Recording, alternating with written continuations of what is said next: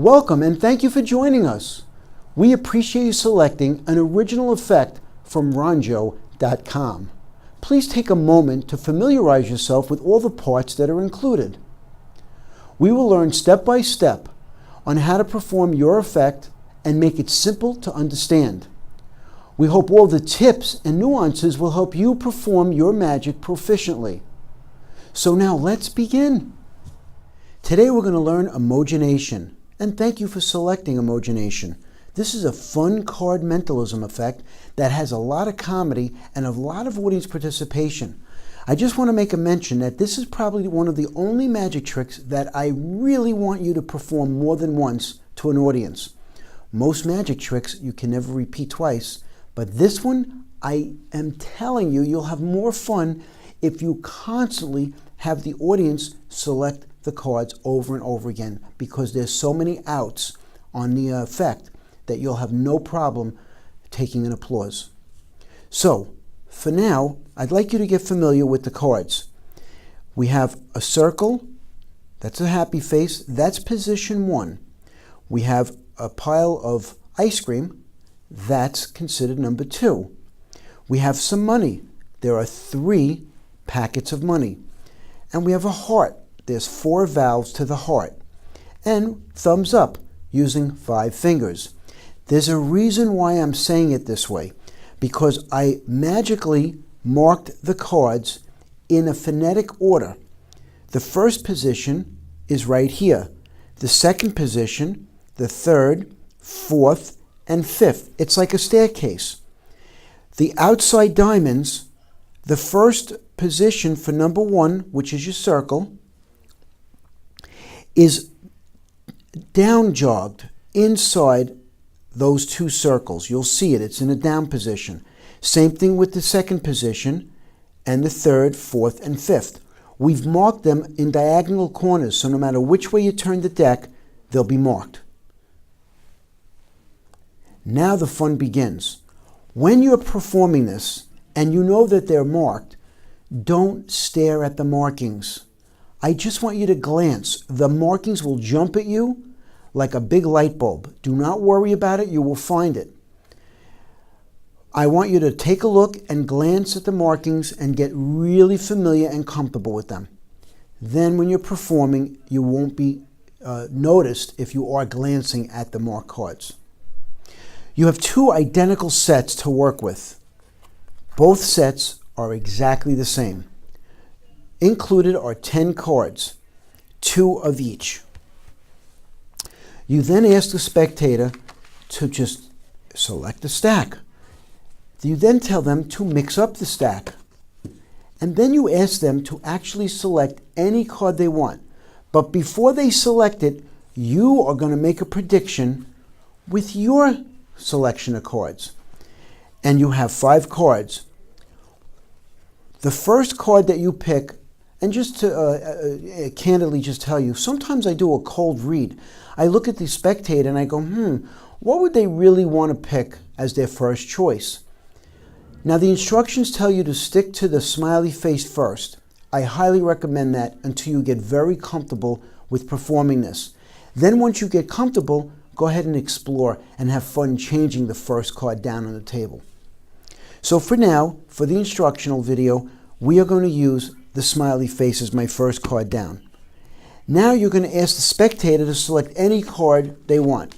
Now I'm not looking at the faces of the cards, I'm looking at the backs all the time. So the spectator is going to hold the cards and they're going to select any card they want. If they select the same card that I put down first, the game is ended. Always remember, when the spectator puts down the card that you started with, stop the game.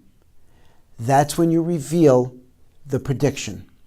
And now we match. If for some reason they did not select that one and they pick a different card as their first selection, no problem. I'm going to read the back and then I'm going to go and grab the match to that card and put that down.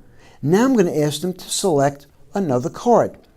If the second card they put down is the match to my first card, the game is over. Remember, once they put down the card that you put down first, you have to stop the game.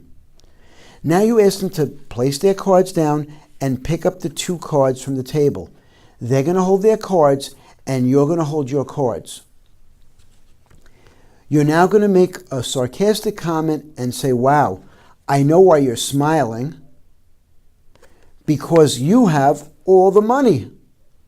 It doesn't matter which hand these cards are in with the spectator, they're holding the same exact duplicate cards. And take your finale and your applause.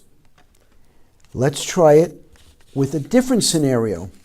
Again, I place down the smiley face first. I always go first. That's another thing that doesn't happen in magic. Usually, the magician asks you to select a card and then you reveal what they selected. This particular scenario is you're putting your prediction down first of what their selection is going to be. Now, they put down not the smiley face. I now have to match whatever they're putting down. So I put that down. Then they put down another choice. I have to now match that choice. And now all of a sudden they put down the smiley face. You're left with 2 cards. I'm left with 2 cards.